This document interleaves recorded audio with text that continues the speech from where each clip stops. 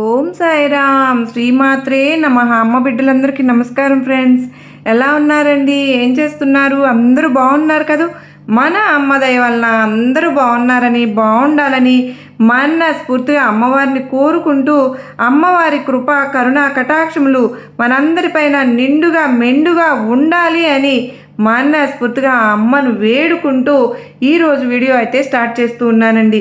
ఈరోజు మన ఛానల్ని ఎవరైతే కనుక కొత్తగా చూస్తున్నారో ప్లీజ్ అండి తప్పకుండా సబ్స్క్రైబ్ చేసుకుని, మీకు వీడియో నచ్చినట్లయితే చిన్న లైక్ ఇచ్చి సపోర్ట్ చేయండి. ఈరోజు అమ్మవారు మనకు ఏమి సందేశం ఇవ్వబోతూ ఉన్నారో తప్పకుండా తెలుసుకుందాం ఫ్రెండ్స్. ఈరోజు అమ్మవారు సందేశం బిడ్డ తప్పకుండా నువ్వు విను.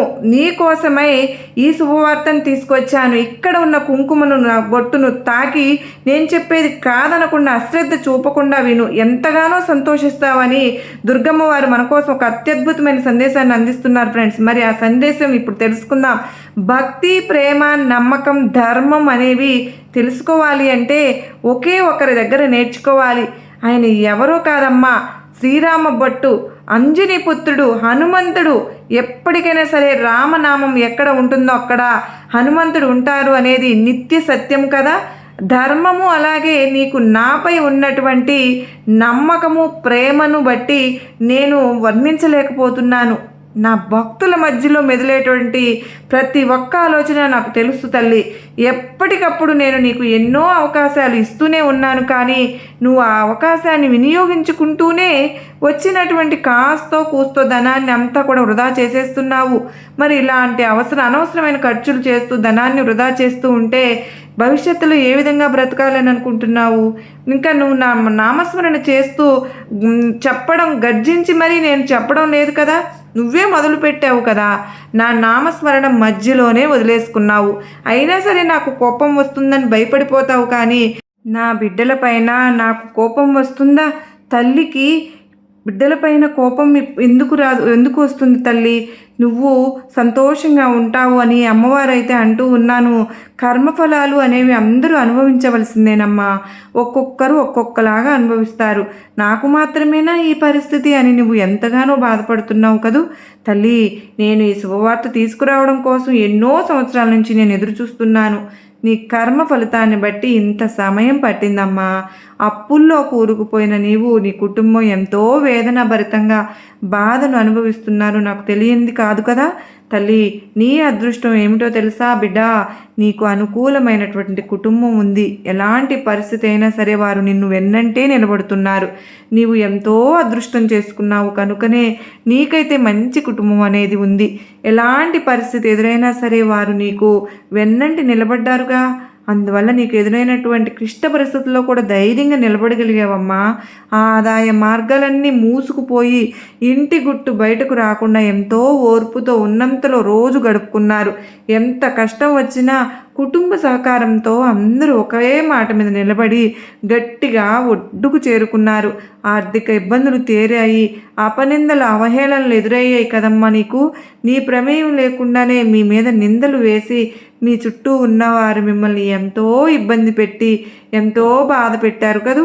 సూదుల వంటి మాటలతోటి మిమ్మల్ని గుచ్చి గుచ్చి ప్రశ్నించారు. ఆ బాధలను తట్టుకోలేక ఎంత బాధపడుతున్నావు బిడ్డ. అమ్మా, నాకు మాత్రం ఎందుకు ఇలా జరుగుతుంది? ఆర్థిక పరంగా ఎన్నో ఇబ్బందులు పడ్డాను, ఆరోగ్యపరంగా ఎన్నో ఇబ్బందులు పడుతున్నాను. వాటి నుంచి కొంచెం గట్టెక్కాము అనుకుంటే మాకు ఈ శత్రువుల బాధ ఏమిటి తల్లి? మేము ఏం పాపం చేశామమ్మా దుర్గమ్మ? మమ్మల్ని ఎందుకు ఇట్లా ఇబ్బంది పెడుతున్నారు అని ఎంతగానో బాధపడుతున్నావు కదా తల్లి. ఒకటి గుర్తుపెట్టుకోమ్మా, ఒకరు నీ జోలికి వస్తున్నారు అంటే వారు నీ కర్మ తీసుకుంటున్నారు అని అర్థం. నువ్వు పడవలసిన కష్టం ఏదైతే ఉందో వారు పడతారు అని అర్థం. అది మాత్రం నువ్వు గుర్తుపెట్టుకో తల్లి. అప్పుడు నువ్వు అనుభవించవలసిన కష్టం ఏమి అనేది ఉండదమ్మా. నీకు సంతోషం మాత్రమే మిగులుతుంది తల్లి. వారు మాత్రం కష్టాలు అనుభవిస్తూ బ్రతుకుతారు. జీవితాన్ని భగవంతుడు వాళ్ళకి ప్రసాదిస్తాడు. ఎందుకంటే మంచివారి జోలికి వస్తే భగవంతుడు వాళ్ళని ఊరుకోడు తల్లి. అలాగే నీ తల్లి చూస్తూ ఊరుకుంటుందా? ఎవరికి ఎలా బుద్ధి చెప్పాలో నాకు తెలియదా? మాటలతో నిన్ను ఎంత బాధ పెట్టి రెచ్చగొట్టినా నువ్వు మౌనంగా సహనంతోనే ఉన్నావు. తర్వాత ఏమి చేయాలో నేను చూసుకుంటానుగా. నీకు ప్రతి అడుగు కూడా జాగ్రత్తగా వేసేటట్లు నీ తల్లి నీ దుర్గమ్మ నీకు మార్గం చూపిస్తుంది తల్లి. నువ్వు అసలు బాధపడకు.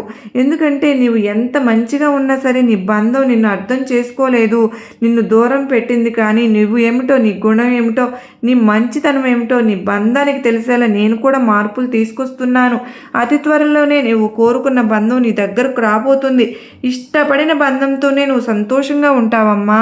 నువ్వు బాధపడడం సహజమే. భరించే వాడిలాగా ఉండాలి కానీ బాధ పెట్టే వాళ్ళలాగా ఉండకూడదు. ఎన్నో బాధలు పడ్డావో తల్లి.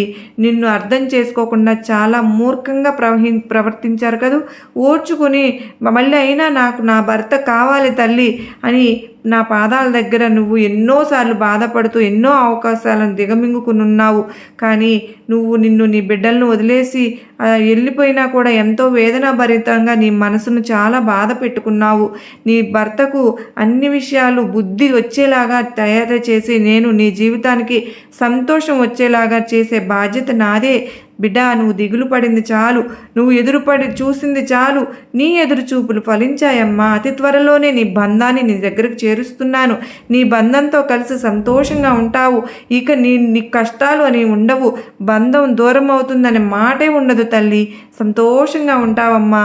నేను నీకు మాట ఇస్తున్నాను తల్లి. ఈ చిన్న పని చెయ్యి.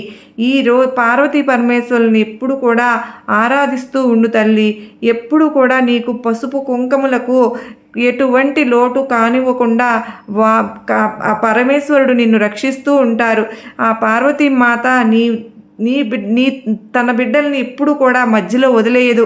నీకు నా ఆశీర్వాదములు తప్పకుండా ఉంటాయి తల్లి. ఖచ్చితంగా నీ బంధం అనేది నీ దగ్గరకు వచ్చే తీరుతుంది. నీకు నా ఆశీర్వాదములు ఇస్తున్నాను బిడ్డ అని దుర్గమ్మ తల్లి ఎంతో అత్యద్భుతమైన సందేశాన్ని మనకు అందించారు కదా ఫ్రెండ్స్. మరి ఈ సందేశం అనేది మనందరికీ కూడా నమ్మకాన్ని, ధైర్యాన్ని కలిగించింది కదూ, నచ్చింది కదూ. నచ్చినట్లయితే మరికొంతమంది అమ్మ బిడ్డలకు షేర్ చేయండి. మీరు పంపించే ఈ సందేశం నాకు ఎంతగానో సపోర్ట్ అవుతుందండి.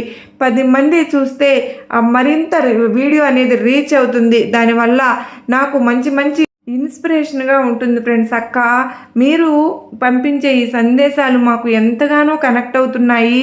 మీరు అమ్మవారే వచ్చి స్వయంగా మా ముందు వచ్చి చెబుతూ ఉన్నట్లుగా ఉంది అక్క అని మీరందరూ చెప్తూ ఉన్నారు. మీకు అంతగా నచ్చినప్పుడు చిన్న లైక్ అయితే ఇవ్వడం మర్చిపోతున్నారు. కొంతమంది సబ్స్క్రైబ్ చేసుకోవడం కూడా మర్చిపోతూ ఉన్నారు ఫ్రెండ్స్. ప్లీజ్ తప్పకుండా మీరు సబ్స్క్రైబ్ చేసుకోండి. మరింత మందికి షేర్ చేయండి. ఫ్యామిలీ మెంబర్స్కి కానీ ఫ్రెండ్స్కి కానీ మీ వంతు సహకారం నాకు అందించండి.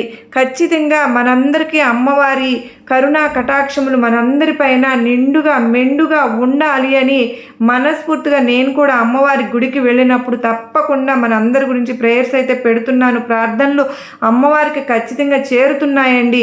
ఖచ్చితంగా అమ్మవారి అనుగ్రహం మనపై ఉండాలి అని మనస్ఫూర్తిగా మరొక్కసారి అమ్మను వేడుకుంటూ మరలా మరొక చక్కని అమ్మవారి సందేశంతో కలుసుకుంటాను. సర్వేజనా సుఖినో భవంతు.